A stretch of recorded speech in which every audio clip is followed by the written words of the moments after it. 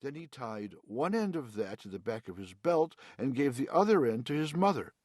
"Lower me," he said, "and I will look for the ring." "Thank you, Stanley," Mrs. Lambchop said. She lowered him between the bars and moved him carefully up and down and from side to side so that he could search the whole floor of the shaft.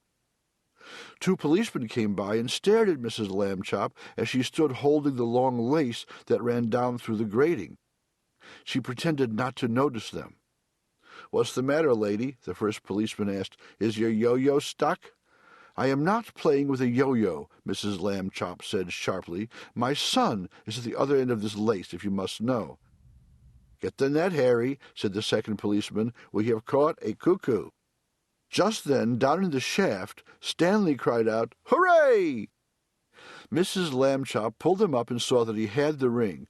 "Good for you, Stanley," she said. Then she turned angrily to the policeman. "A cuckoo indeed," she said. "Shame." The policeman apologized. "We didn't get it, lady," they said. "We have been hasty. We see that now." "People should think twice before making rude remarks," said Mrs. Lambchop, "and then not make them at all." The policeman realized that was a good rule and said they would try to remember it. One day, Stanley got a letter from his friend Thomas Anthony Jeffrey, whose family had moved recently to California.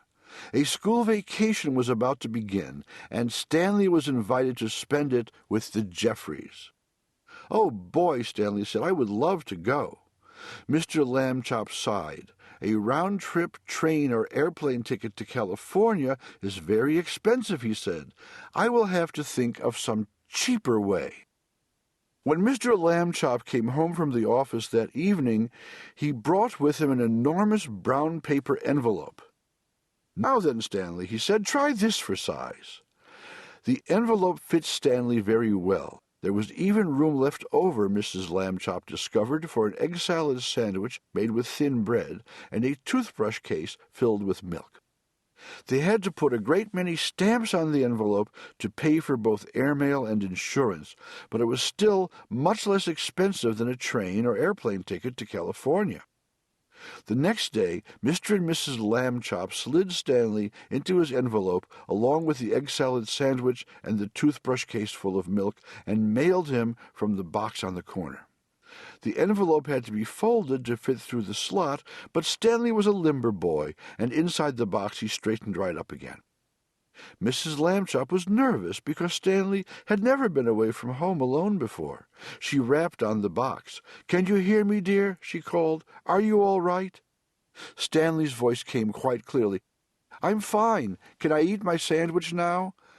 "Wait an hour, and try not to get overheated, dear," Mrs. Lambchop said. Then she and Mr. Lambchop cried out, "Goodbye, goodbye," and went home. Stanley had a fine time in California. When the visit was over, the Jeffreys returned him in a beautiful white envelope they had made themselves. It had red and blue markings to show that it was airmail, and Thomas Jeffrey had lettered "valuable" and "fragile," and this end up on both sides. Back home, Stanley told his family that he had been handled so carefully he never felt a single bump. Mr. Lambchop said it proved that jet planes were wonderful, and so was the Postal Service, and that this was a great age in which to live. Stanley thought so, too.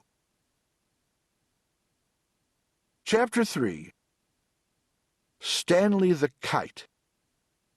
Mr. Lambchop had always liked to take the boys out with him on Sunday afternoons, to a museum or roller skating in the park, but it was difficult when they were crossing streets or moving about in crowds. Stanley and Arthur would often be jostled from his side, and Mr. Lambchop worried about speeding taxis or that hurrying people might accidentally knock them down. It was easier after Stanley got flat. Mr. Lambchop discovered that he could roll Stanley up without hurting him at all. He would tie a piece of string around Stanley to keep him from unrolling and make a little loop in the string for himself. It was as simple as carrying a parcel, and he could hold on to Arthur with the other hand. Stanley did not mind being carried because he had never much liked to walk. Arthur didn't like to walk either, but he had to. It made him mad. One Sunday afternoon in the street they met Ralph Jones, an old college friend of Mr. Lambchop's. "Well, George, I see you have bought some wallpaper," said Mr. Jones. "Going to decorate your house, I suppose?" "Wallpaper?" said Mr. Lambchop. "Oh, no, this is my son Stanley." He undid the string, and Stanley unrolled. "How do you do?" Stanley said. "Nice to meet you, young feller," said Mr. Jones. "George," he said to Mr. Lambchop, "that boy is flat." "Smart, too," Mr. Lambchop said. "Stanley is third from the top in his class at school." "Phooey," said Arthur. "This is my younger son, Arthur," Mr. Lambchop said, "and he will apologize for his rudeness." Arthur could only blush and apologize. Mr. Lambchop rolled Stanley up again, and they set out for home. It rained quite hard while they were on the way. Stanley, of course, hardly got wet at all, just around the edges, but Arthur got soaked. Late that night, Mr. and Mrs. Lambchop heard a noise out in the living room. They found Arthur lying on the floor near the bookcase. He had piled a great many volumes of the Encyclopedia Britannica on top of himself. "Put some more on me," Arthur said when he saw them. "Don't just stand there. Help me." Mr. and Mrs. Lambchop sent him back to bed, but the next morning they spoke to Stanley.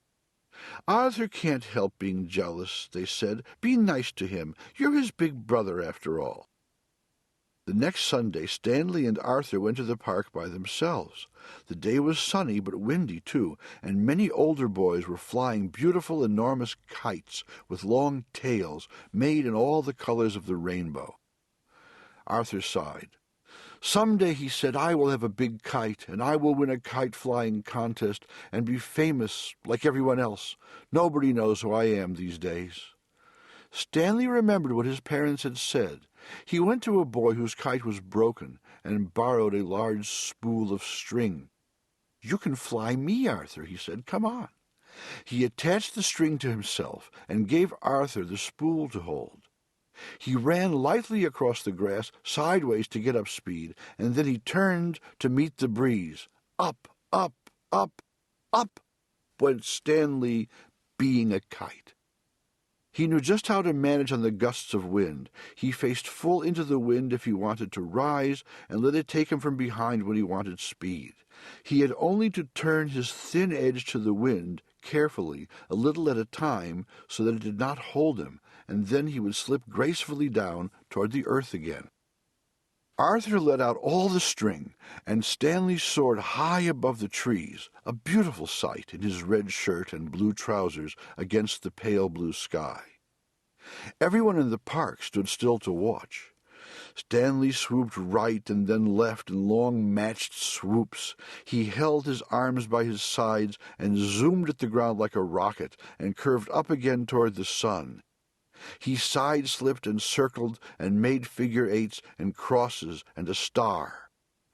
Nobody has ever flown the way Stanley Lambchop flew that day. Probably no one ever will again. After a while, of course, people grew tired of watching, and Arthur got tired of running about with the empty spool. Stanley went right on, though, showing off.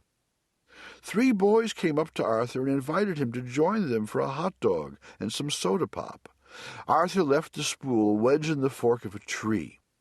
He did not notice, while he was eating the hot dog, that the wind was blowing the string and tangling it about the tree.